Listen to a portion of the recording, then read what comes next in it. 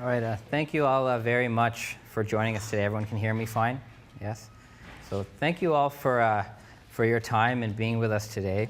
I think the best way for us to begin is sort of locate for us, how do we situate the Ismaili Muslims as part of the Islamic Ummah as a whole? Like where does this group fit in? So I wanted to ask you, how many here have heard about the Amman conference? Took place in Jordan. Okay, so a few people. So the Amman conference is important because in July 2005, King Abdullah of Jordan convened a huge conference, and at this conference were the authorities from Sunni Islam, Shia Islam, and Ibadi Islam. And the conference passed several resolutions, and one of these conference resolutions was to define who is a Muslim.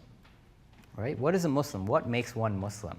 So the conference passed a resolution on this issue, and the resolution was endorsed by the leading representatives of Sunni Islam, such as the Muftis, such as Sheikh Al-Azhar, the representatives of 12er Shi'i Islam, such as the Ayatollahs from Iran and Iraq, as well as the hereditary Imam of Shia Ismaili Islam.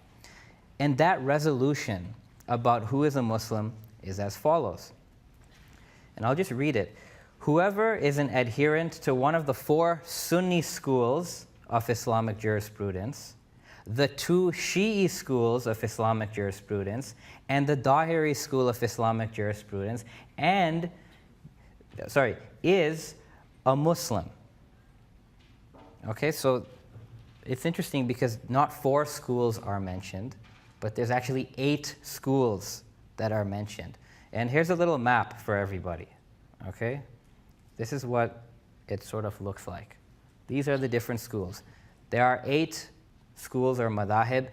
Anyone who adheres to these is a Muslim. This is a consensus or an ijma of all the various authorities throughout the Islamic world. And as you can see here, the Ismailis fit into this map as they are one of the 2 branches of the Jafari school or the Jafari madhab. Okay, so that's where the Ismaili Muslims fit in, and everyone here is a Muslim according to the consensus of the Ummah. And regarding the Ismailis, the Imam of the Ismailis himself sent a letter to the conference.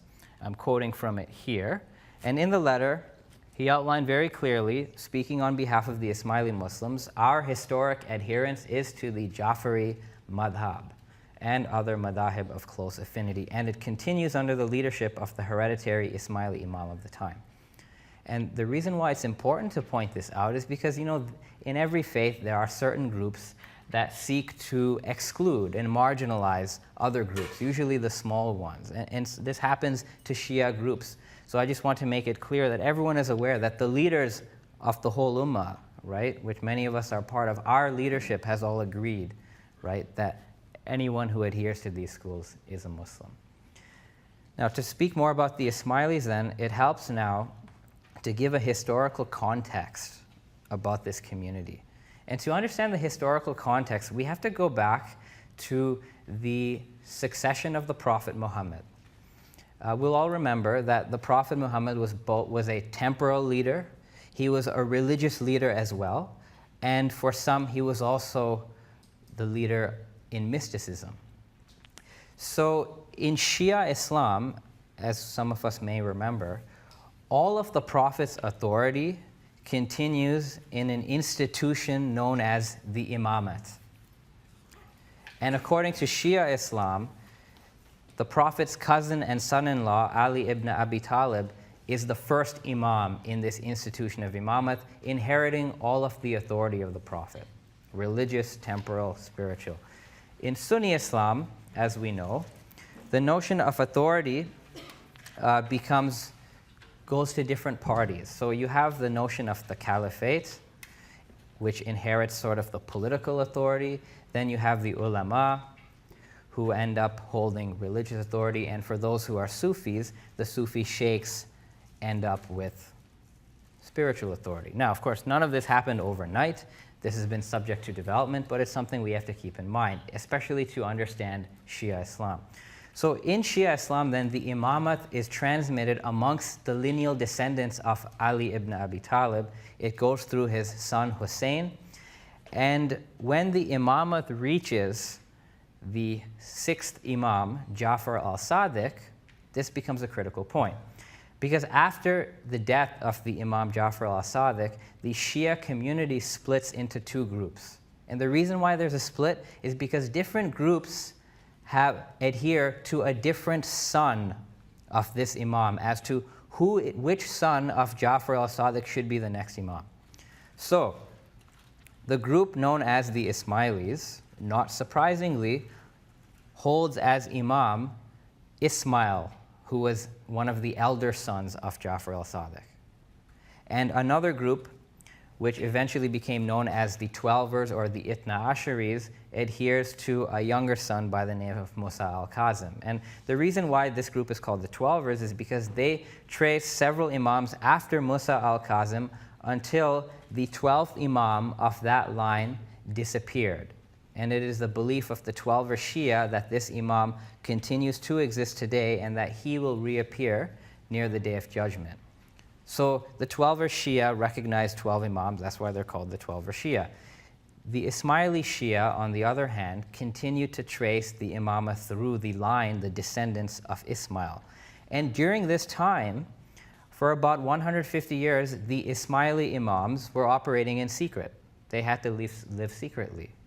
The reason why is because the Abbasid Caliphate was heavily persecuting all the Shia Imams, Ismaili and Twelver. So the Ismaili Imams went into concealment for about 150 years. And during this time, though, there was heavy Ismaili dawah activity throughout the Muslim world for this century and a half. And this finally culminated when an Ismaili Imam by the name of al-Mahdi, interestingly, it's a very similar name to the 12th Imam of the Ithna Ashris. So an Ismaili Imam by the name of al-Mahdi establishes the Fatimid Caliphate. The Fatimid Caliphate is the first and only Shi'i Muslim caliphate that has ever ruled in the Muslim world. So in this caliphate, the Ismaili Imams were succeeding as Imams and as Caliphs until the time of one Imam Mustansibullah. And over here, as it so happens, you have another division. And the division happens because different groups recognize a different son as the next Imam. So one group, known as the Nizari, adhere to the Imamat of a son named Nizar, and another group follows another son whose name is Mustayali. And the Mustayali group, their Imam, after 2 generations of the split, also went into hiding or goes into concealment. The Nizari Imama continues and moves to Iran. And I'll just mention something here. The word Ismailis, as you hear it today, commonly refers to the Nizari group. This group is known as the Boras. So if you meet someone who says, I'm an Ismaili Muslim, chances are he is a Nizari Ismaili Muslim. So the Nizari Imama continues in Iran, and the Mongols actually destroyed the Nizari Ismaili state in 1256, due to which for the next 700 years or so, the Nizari Ismaili Imams and the entire Ismaili communities in those areas, it has to live in secret. They practice what is called taqiyya. Taqiyya is, in the Shia sense, when a group has to outwardly appear as a different type of Muslim. So for example, the Ismailis during these 700 years or so outwardly appeared as Sunnis or as Twelvers or as Sufis. Why? Because if you revealed that you're an Ismaili Muslim, you'd probably be executed. So this continues for some time. And in the 19th century, the 46th Imam of the Nizari Ismaili line was given the title of Aga Khan by the Shah of Persia. So today, of course, you'll note that the Imam of the Ismailis is called the Aga Khan. Aga Khan, however, is a secular title. It's not a religious title. This title, however, became hereditary. So the 47th Imam is known as Aga Khan II. Then the 48th Imam is known as Aga Khan III, and it's with him that this Ismaili community sort of came into publicity during the 20th century. And finally then, the 49th Imam, who's known as Aga Khan IV, this is the present living Imam of the Ismailis. Right? And we'll talk we'll talk about the details of him later. But the key point here is that, so today the Ismaili Imam is known as the Aga Khan. That's the key point, right? But Aga Khan is not a religious title, right? So it's only existed 4 generations. So moving forward then, so this is just like the historical snapshot. It also would help if we understood, well, what is the Ismaili interpretation of Islam about anyway? Like, what is the essence of this? So we have to note that the term Ismaili was not originally used by this group to define themselves. The first Ismailis did not call their faith Ismailism. This, of course, has been given to them by other groups. It's just a historical label. The Ismailis simply refer to their faith as the summons, or in Arabic, dawah. The basic idea is that the essence of the Ismaili interpretation of Islam is to understand Tawheed, to understand the oneness of God, and to realize the oneness of God within oneself. And in Shia Ismaili Islam, that understanding is attained through the guidance of the Imam. And that's why something you have, I show you an example here, a Fatimid coin that says, the Imam summons to the absolute oneness of God. So that's sort of like the essence of the Ismaili path of Islam. It's to understand Tawheed. In addition to that, Ismaili Islam places an emphasis on the distinction between the exoteric and the esoteric aspects of Islam. So the idea is that both the practices of Islam as well as the Quran, they have outer meanings, which is called the zahir, and they have inner meanings called the batin, the hidden meanings. And interestingly, this applies to Quranic interpretation as well. So there's a whole science of Quranic interpretation called ta'wil, the mystical, spiritual interpretation of the Quran. And the idea behind ta'wil, firstly, it's mentioned in the Quran itself. And we've actually talked about this verse here in a previous class. So the Shia read the verse as follows, and they understand that a group known as those firmly rooted in knowledge know the ta'wil of the Quran. And for Shia Muslims, those are the Imams. So it's a principal function of the Imam to reveal the mystical, hidden meaning of the Quran. And the essential idea is that, all these different religions outwardly are very different. So the outer aspect is subject to change and flux. But within the outer aspect of different religions, there are certain eternal spiritual truths, and it's the science of ta'wil that is meant to reveal and bring out those truths. Right? So there's a whole bunch of detail that one could go into. Today's presentation doesn't have the luxury of doing that, but that's something important to note. So moving forward then, in Shia Ismaili Islam, because the Imam is present and living on earth amongst mankind, the role of the Imam is very critical. So we have to speak a little bit then about, well, what is the role of the Imam? So as we mentioned before, for Shia Muslims, the Imam is the divinely appointed successor to the authority of the Prophet Muhammad, right? And, Shia based that on the statement which we learnt about in class, where the Prophet said, he whose Mawla I am, Ali is his Mawla. And of course, Sunni interpret it one way and the Shia interpret it another way. And the way the Shia interpret it is that they understand this statement based on this verse of the Quran.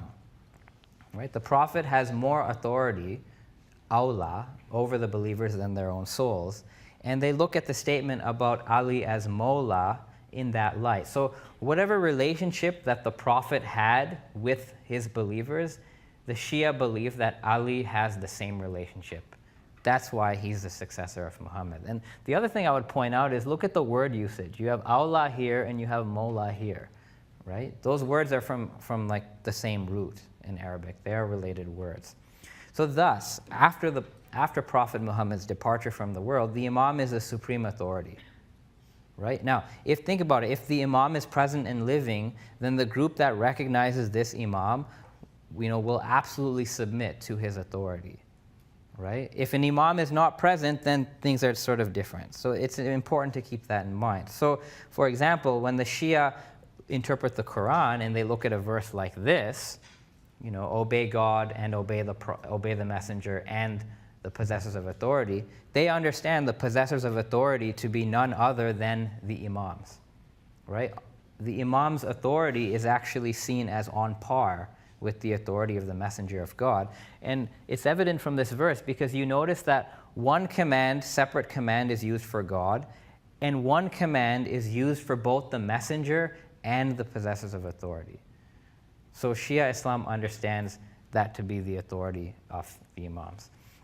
And we mentioned before, the Imamat continues in a single line of descent. So what happens exactly is that each Imam designates one of his descendants, usually one of his sons, to be the next Imam. That designation is called Nas, right? So each Imam appoints the next Imam. It's not just, I'm the firstborn, I get to be the Imam, that sort of thing, right? So there's a designation. So this is different from a monarchy, in a sense. And the designation is believed to be divinely inspired, right? So as the Shia understand it, it is God who appoints each Imam. And the prototype for this is Muhammad's statement, right? The Shia understand the statement about Mawla to be a divinely inspired statement, and thus every Imam appoints his successor according to the same principle. And I guess on this slide, the last thing I'd like to point out is the notion of hereditary authority is not foreign to the Islamic perspective, right? The notion of authority in a single lineage is actually very much Quranic, right? It's a certain model of leadership. And you find it evoked in many places in the Quran. There's actually with regards to prophets and the families of prophets, there's over 100 verses that speak to the special status of the families of prophets. This is one such verse which traces divine selection through the lineage of Adam, Noah, Abraham, and Imran, and it mentions the word dhurriya, offspring. Right? So the notion of hereditary authority is there. This verse is a bit more specific. The last one here, where God appoints Abraham as an imam, and when Shia read that, they think, well, this is talking about the Imamat, right? Because we have to remember that the Prophet Muhammad, Hazrat Ali are also descendants of Abraham. So all the descendants of them are also descendants of Abraham, right? And finally, one very important verse, and Sunnis recognize the importance of this too, is about the group known as the Ahl al-Bayt, the family of the Prophet, right? And Shia Muslims, of course, understand the family of the Prophet to be Muhammad, Ali, Hassan, Hussein, Fatima, as well as all the Imams that descend through that line. Right? So just to point out, the whole idea here is that the notion of familial authority and familial reverence is not foreign to the Quranic perspective. Of course, it has been subject to many different interpretations over time. So continuing then, practically speaking, what does the Imam do? Especially in contemporary Shia Ismaili Islam. It's a big question. You'll find when you meet an Ismaili, you'll find that their whole understanding of faith revolves around their Imam. So the best way to answer that is to simply point out that the Imamat today continues the religious, spiritual, and even intercessory functions of the Prophet. And we find those functions actually laid out for us in the Quran. So I'm just going to list some of them here. We're not going to go through the verses in detail. But these are some of the functions that Muhammad himself did in his own time. And the Donner article that is part of our supplementary reading actually talks about some of these. So the Imam today continues to perform all these things. I'll give you an example. When the Imam meets with his Ismaili murids, the first thing the Imam says, and I paraphrase, but he basically says that he gives everyone his best loving blessings. That's the first thing that the Imam does upon meeting his murids. And that, of course, is important because you find one of the functions of the Prophet in the Quran is to send blessings over the believers. So that's just one example. All these things are present in the contemporary function of the Imam. And one may ask, well, what's the logic behind that? How does that work? Why can the Imam do these things? So in Shia Islam, as well as in Sufi Islam, there is this mystical idea that the Prophet Muhammad was the bearer of light. This light is called the light of Muhammad, or the Muhammadan reality. It is a light that God created before the creation of things. So the different prophets were carriers of this light. And in Shia Islam, the Imam continues to hold that light after the prophet. So as Sayyid Hussein Nasr writes in this book, there's a prophetic light which has existed since the beginning within the being of every prophet from Adam onwards. It is the source of all prophetic knowledge and is identified with the Muhammadan light or Muhammadan reality, which is the Logos. It is this light that continues from one cycle of prophecy to another, and it is this light that exists within the Imam, by virtue of whose presence he becomes the Imam. So in Shia belief then, the Imam can do all this because he is the bearer of the light of Muhammad. Right? And this is commented whether you're an Ismaili Shia or whether you're a 12er Shia. Now, practically speaking, what are the impacts of the role of the Imam? So firstly, the Imam for Shia Ismailis is the interpreter of the Sharia. He contextualizes the Sharia, which means he can actually make adjustments to the religious law as based on his authority, and that includes prescribing religious practices. So for example, you find that in the Quran, prayer is mentioned, zakah is mentioned, but the Quran provides no details on how these things are done. It was actually the Prophet Muhammad who prescribed the actual form of these practices. Based on that idea, the Imam today also prescribes the form of religious practices for the Ismaili Muslims, right? And that means certain forms can be modified or changed because the essence remains the same. It's just the form that changes. And the previous Imam of the Ismailis, he wrote publicly to the whole Muslim world that it should not be forgotten that it is not the forms of prayer and fasting that have been commanded, but the facts. And we are entitled to adjust the forms to the facts of life as circumstances changed. It is the same prophet who advises his followers to ever remain ibn al-waqt, which means the children of the time and period in which they were on earth. And it must be the natural ambition of every Muslim to practice and represent his faith according to the standard of the waqt, or space-time. Which is to say, religious practices and implementation of the Sharia must evolve as circumstances evolve, and it is the role of the Imam to do that. The role of the Imam also extends to spirituality and mysticism. And in this sense, the Ismaili Imam has a similar function to that of the Sufi sheikhs or peers. So in this sense, the Imam, in addition to his first mandate, also initiates the Ismaili Muslims of that capacity into the spiritual meaning of Islam. Right? And that's a whole other topic altogether. Now, other traditions have this too. In 12er Shiism, there's a tradition called Irfan. Right? In the Sunni world, it's generally known as Sufism. So every religion has this sort of esoteric tradition, and the function of the Ismaili Imamat also includes that.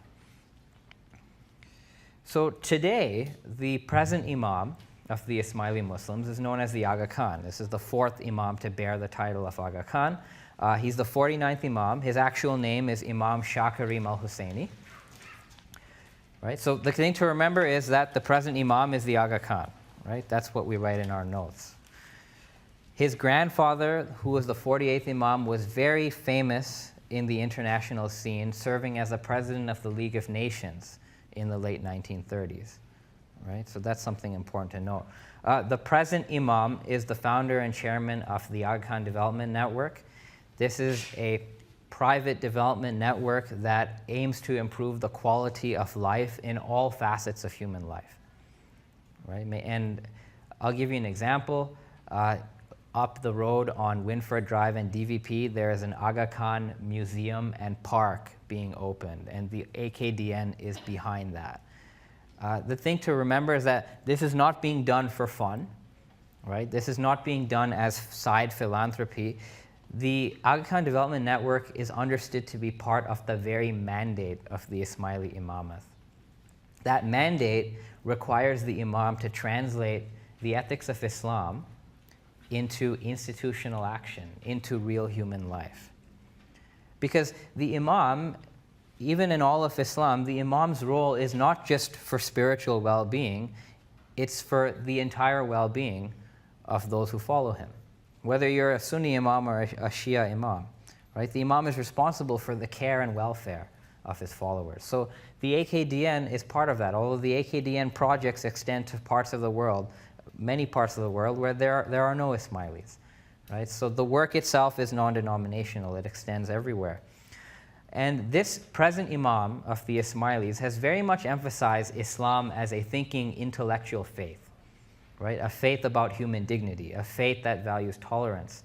So knowledge and intellect is very, very important in Shia Islam in general and in Ismaili Islam in particular. And I'll just quote for you one of the interviews of the Aga Khan, where he said, of the Abrahamic faiths, Islam is probably the one that places the greatest emphasis on knowledge. The purpose is to understand God's creation, and therefore it is a faith which is eminently logical. Islam is a faith of reason. Now, for some context, these comments came right after the Catholic Pope made some rather controversial remarks about Islam not being based on reason. So after the Pope made those remarks, the Ismaili Imam basically came back and said, well, look, it is a faith of reason, right? So knowledge and intellect is very important. So the final leg of the presentation then will briefly talk about Ismaili practices. So it's well known today that the Ismaili Muslims practice their faith in a Jamaat khana, not in a masjid. So we have to explain, well, why is that the case? So firstly, historically speaking, Ismaili praxis has two elements. There are practices which are common to the Sharia that all Muslims observe, and there are practices that are specific to the Ismaili tradition. Okay, so there's a distinction. There's two types of practice. So in contemporary times, and you saw this on the title slide, Shia Ismaili Islam is defined as a tariqa. Has anyone heard this word before? The word tariqa? So a few people. So the word tariqa here is used in a very technical sense. So in that technical sense, Sharia refers to the outward aspect of Islam. Tariqa refers to the inward aspect of Islam. So what is a tariqa then? Well, our textbook talks about the tariqa. And, Murata and Chittick write that the tariqa is looked upon as a narrow path followed by a relatively small number of people. Right? In contrast, the Sharia is a broad path. The Sufi orders refer to themselves as tariqa. So tariqa is a path as well as the brotherhood that follows that path within Islam. Tariqa is not a madhab, and it's not, like a sect. Right? It is an esoteric path within Islam that not all Muslims are obliged to follow. Right? So there are many tariqas, there are Sufi tariqas. So Ismaili Islam has to be understood as one of these tariqas. Now, why is this important? It's important because tariqa rituals and practices, generally speaking, take place in spaces other than the masjid. These places coexist with the masjid, but they are not masjids. Places like Khanaka, like Zawiya, like Riba, and the Jamaat Khana. Jamaat Khana is actually used by other Sufi groups, not just the Ismailis. The Chisti Tariqa in South Asia, their place is called the Jamaat Khana as well, right? And the thing to remember is that these places, these Tariqa spaces, are generally restricted in terms of access. They are restricted to those who are murids, those who have pledged bay'ah to that tariqa's pir, sheikh, or murshid. That's something very important to remember, right? Because not all Muslims are part of a tariqah. Only those who have given the bay'ah to a particular tariqah are part of a tariqah. So similarly, right? So if you have not done bay'ah, you cannot just show up to a khanaqah and be like, I want to pray with you, or I want to see what goes on. They will not let you in, right? So that's something to remember. So on that line, the Ismaili Jamaat Khana is also restricted to those who have given bay'ah to the Ismaili Imam. And some may ask, well, this is against equal opportunity and this doesn't sound democratic. Well, the word bay'ah itself in its root meaning means buying or selling. So when one gives bay'ah to a tariqah, one is actually entering into a contract. And a contract is a two-way street. So you see, everything that happens in a khanaqah or a jamaat khana is part of that contract. So if one has not entered into a contract, then one does not have rights to the privileges and benefits of that contract. It's as simple as that. So, the restriction of the jamaat khana is not about, it's not about exclusivism per se, right? It's a general practice that existed in all of the Islamic world for quite some time. So, very quickly then, I'm going to talk a little bit about the praxis in the context of the pillars, which we've been learning about. So, to be brief on this, the Ismaili tariqah of Islam has the same pillars as other Muslims. There are some differences in forms, and we've talked about forms already. The other thing to remember is that because this is a tariqah of Islam, these pillars have additional dimensions to them that members of the tariqah participate in. So, for example, the shahada is pretty straightforward. The Ismailis have the same shahada, right? Like many other Shias, there's a third shahada that's added, and in the case of the Ismaili Muslims, they recite Ashadan Aliyun Amirul Mominin Aliullah, which means, I bear witness that Ali, the commander of the faithful, is the exalted of God. Other than that, it's the same shahada. But then, because there's this notion of the esoteric, the shahada has an inner dimension. The inner dimension of the shahada in Shia Ismaili Islam is walaya. And walaya here means love, devotion, and allegiance to God, the Prophet, and the Imam. So from this perspective, it's not enough just to witness. The deeper meaning of shahada is to cultivate this inner sense of love, right? The next pillar is prayer or salat. Now, in the Ismaili tariqah, the form of salat is different from the namaz that is performed by most other Muslims. Okay? In the Ismaili tariqah, the form of salat is a prayer that is recited 3 times per day. Okay? And I'm not saying that there's 5 prayers done at 3 times. This prayer is recited only 3 times per day, right? And this prayer, it's an Arabic prayer, and it's called the dua with the capital D, right? It's a prayer that only members of the Ismaili tariqah would perform. This dua contains 6 cycles or parts, sort of comparable to a rakat. And it starts with verses from the Quran, beginning with Bismillahir Rahmanir Rahim. It contains some verses about the glorification of God. It contains a supplication, and it ends with prostration. Right? It's a prayer in Arabic. In many ways, it's very similar in its structure to the namaz. It's not the same thing, but there are many similarities. And at the end of the dua, so after an Ismaili Muslim recites his dua, he will also recite all the names of the 49 imams. That is a lot to memorize, right? Especially, young children. So they begin the list with, Imam Ali, and it continues all the way to Imam Shah Karim al-Husayni, right? So moving forward, in Shia Ismaili Islam, purity is also a pillar, right? And there's the notion of the exoteric purity, which is the purity of the body, which, common in Sunni Islam. And there's also the notion of esoteric purity. So there's the idea that, and one of the Ismaili Imams said this, the esoteric ablution is washing in truth, which is necessary for the soul. So just as the body needs to be washed, the soul needs to be washed. Then there's the pillar of zakat, which also includes khums. Now, once again, the Quran doesn't tell you what zakat is, how it's paid. So in Shia Ismaili Islam, the zakat in khums is actually 1/10 of one's income. It's given, 1/10 of one's income is given to the imam. The imam serves as the custodian of those funds, and he channels it to these various development projects, which end up benefiting the poor. Then there's the pillar of fasting. And once again, you have the Ramadan fasting, which we're all familiar with. But then you also have this other kind of fasting. There's the notion of esoteric fasting, where one abstains from everything that is bad for 12 months a year. And it's this idea that, and one of the Ismaili Imams says, that one should keep your inner self fasting for as long as you live. Right? So the pillars have these dual requirements upon a murid of an Ismaili tariqah.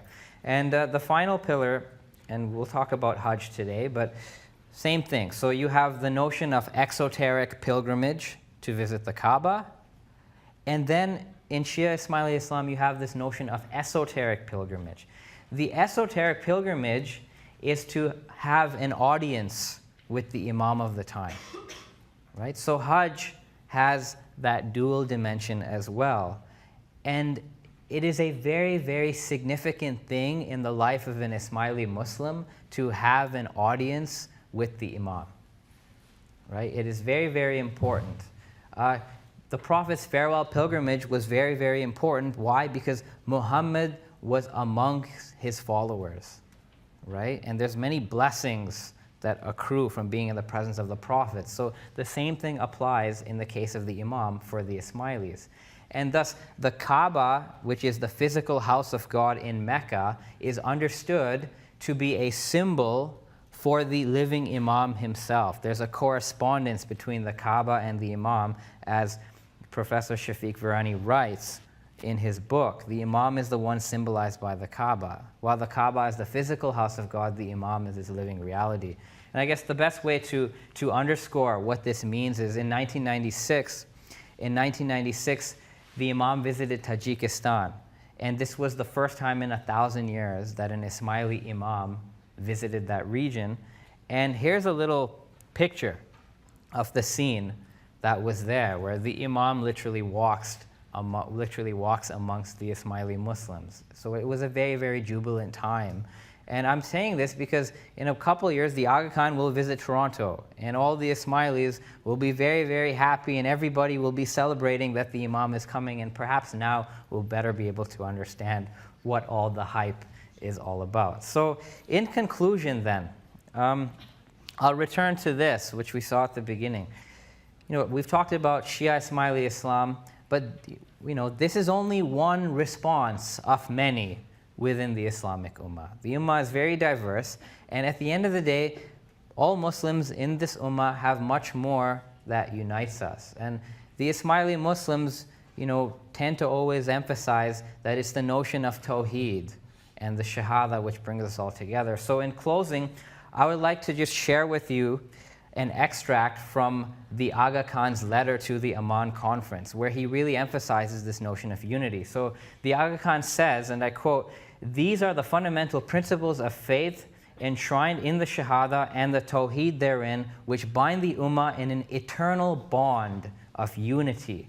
With other Muslims, they are continuously reaffirmed by the Shia Ismaili Muslims, of whom I am the 49th hereditary Imam in direct lineal descent from the first Shia Imam, Hazrat Ali ibn Abi Talib, through his marriage to Bibi Fatima az-Zahra, our beloved Prophet's daughter. In keeping with our historic tradition of ever-abiding commitment to Muslim unity, we reaffirm our respect for the historical interpretation of Islam by our brother Muslims as an equally earnest endeavor to practice the faith in Allah and emulate the example of our holy Prophet, may peace be upon him, which illuminates Muslim lives and which, inshallah, will elevate all Muslim souls." So that's the conclusion of my presentation.